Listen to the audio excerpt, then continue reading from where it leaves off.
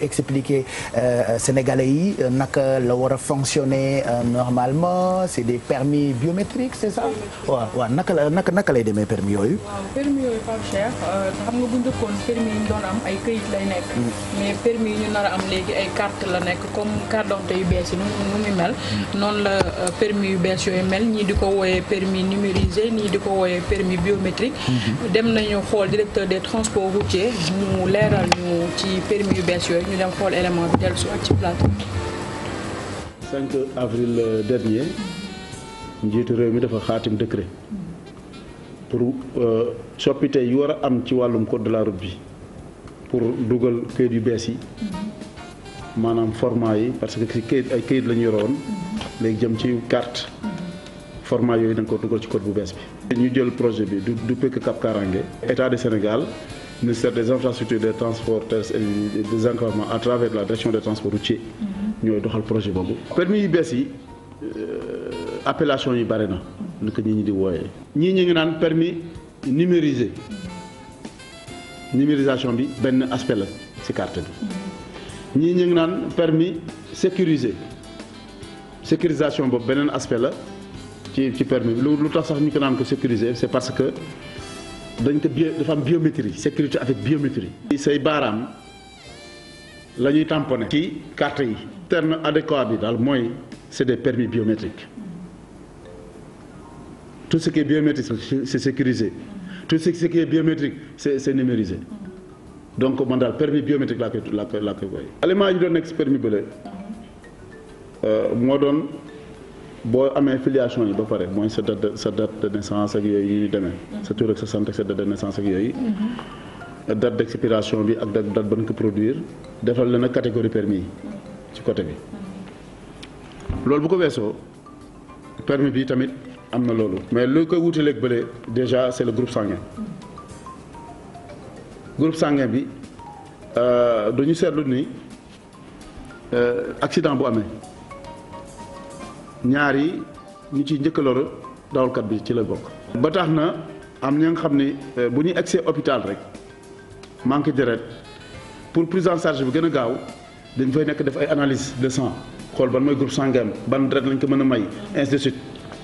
léegi ñu ni bu ñu xoolee carte bi rek dootul am analyse boobu donc temps boobu ñu doon perte pour may ko deret dootuñu ko perte. xam nañ duñ dem xool poche de sang A plus bi rek dem indi def yenn analyse minime may ko deret. beneen bi mooy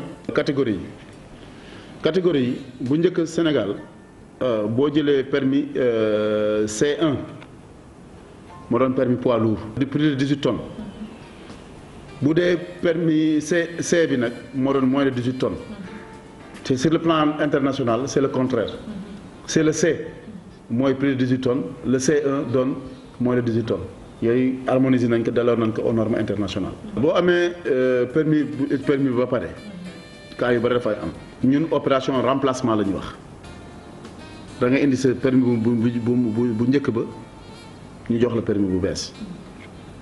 këyit yu ñu lay laaj nag cas yu bari la benn bi bu ci njëkk mooy yow sa permis valide na mooy validité bi jeexagul. waaye permis bi yàquwul réerul xotteekuwul. bu boobaa permis bi ngay indi ak permis bi ak photocopie am jarul légalisé sa carte d'identité wala sa passeport copie bi ak original bi jarul légalisé aussi ak sa attestation ou carte de groupe sanguin ñetti documents yooyu ngay indi ni la demal ci kees gi nga fay boo demee ci kees gi nga joxe 10 000 francs ñu ci sa récépissé bi ñu defal la ci paye garde benn récépissé nga yóbbu benn ak sa ancien permis ni la fii ak semaine 48 heures sax mooy délai objectif bi mais pour être large pour ne pas fatiguer les Sénégalais on a dit semaine ñu la fii ak semaine na nga dellu si ak récépissé bi nga yóbbu woon bi ak permis bi bu màgget kenn mënul jëlal nit permis yooyu yëpp c'est des éléments de sécurité te boo koy jël si sa empreinte digitale moom lañu tegaat si tablette bi mu wóor ni la yow la nga door a restituer l'ancien permis. voilà donc permis la yu bees yoo xamante ni ce sera bien organisé c'est bien. waaw noonu la nar a demee Pape Cheikh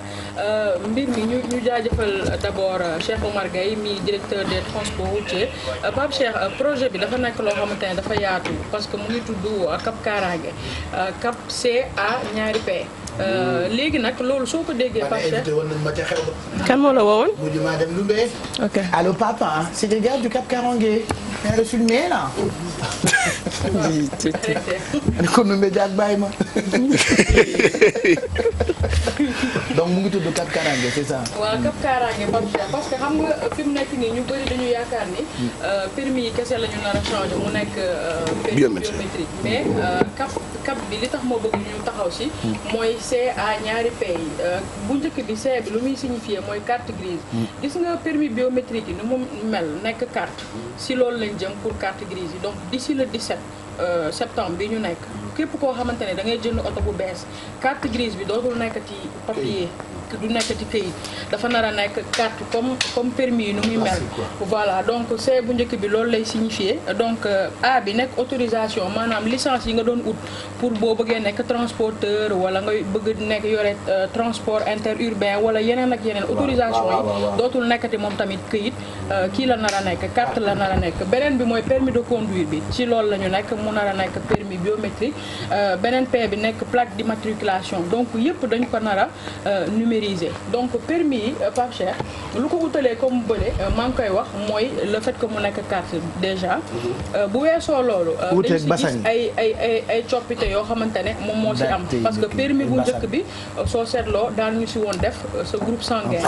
voilà mais sa bu bees bi dafay am non seulement sa groupe sanguin yaa ngi koy gis lépp la ñu numériser signature bi ak leneen ak leneen lépp loo xam voilà léegi catégorie yi tamit dafa am ay changement ci li nga xamante ne moom moo nekk ci permis bi donc mu nekk ay permis yoo xamante ne moom moo ëpp sécurité yeneen yi parce que si biir permis bi dafa am benn puce boo xamante ne moom moo si nekk xam nga fi mu nekk nii ñu ngi toll ci soo defee benn infraction dañu lay attester këyit lañ lay bindal jox la ko mais fi ñu jëm mooy ni que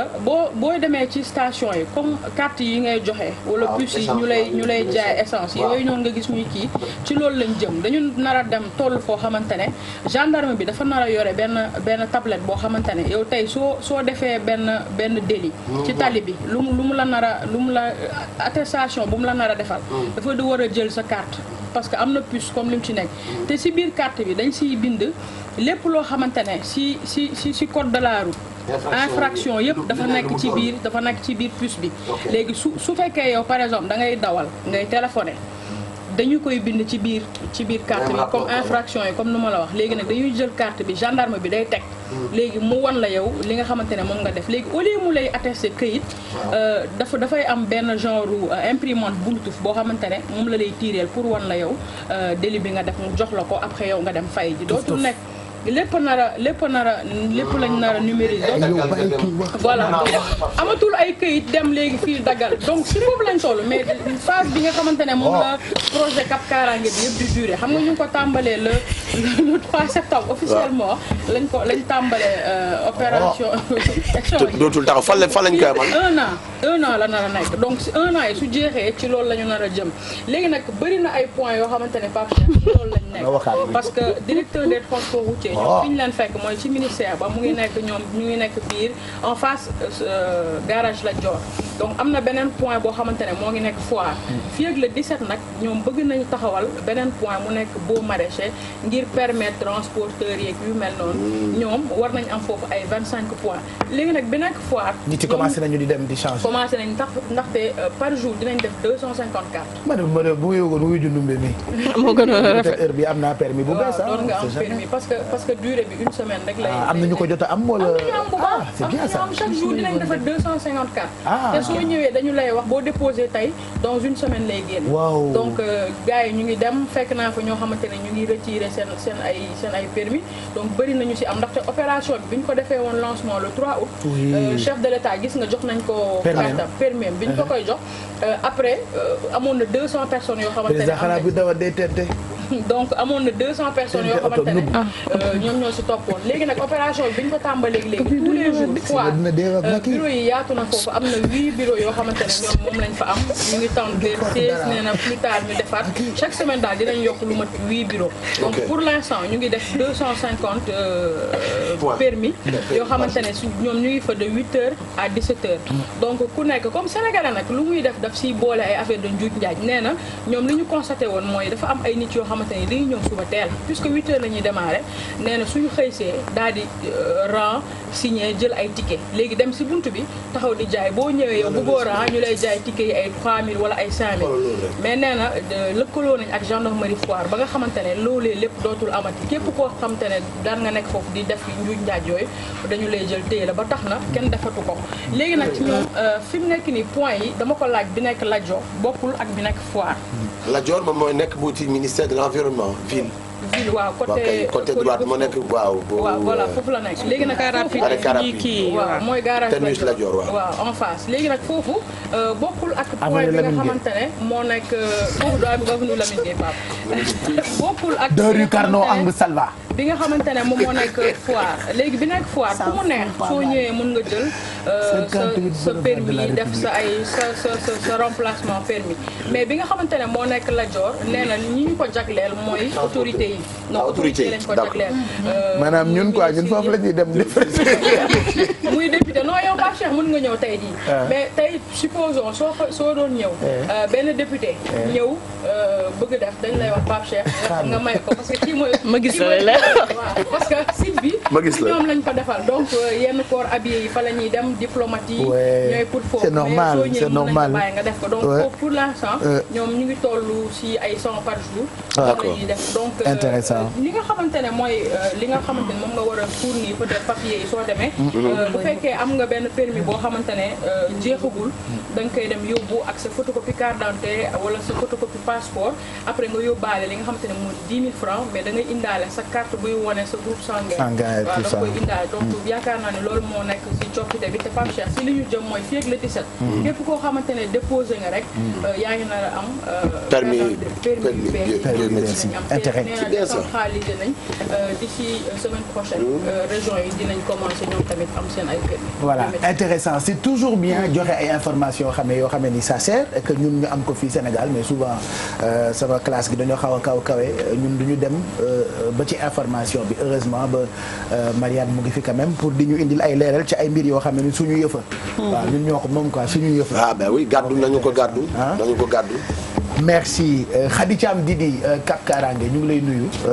su ma yëgoon ñëw ak Madia Kasta Awa Ndiaye n'est-ce pas pour les permis il faut beaucoup de sécurité ci yoon yi te yii defe naa dina tax surveillance bi di gën di baax par rapport ak dawalkatu oto yi merci Marianne 10h pile mooy doog a jot on vous souhaite une très bonne journée lii saa ni di def nag mooy bare nañu suñu kër gi ci pare loolambe indépendance yéen a yàkkamti woon ngeen Alpha dem man ma lii petit yow bàyyi ko mu wone la exade sama fob fële yow xanaa danga ma xëy seulement ma jógo nga fob fële yow alaaji naanal sa garab jógo nga dem fob fële duma sa borom ba jógo nga dem fob fële duma sa borom ba yoo xamoon ni maa la mag damay din sa couche de yow da nga xam ban couche laa doon def bëgg ko dindi xamuloo ndax pompos la wala xamuloo ndax pompos la wala ngembal fokk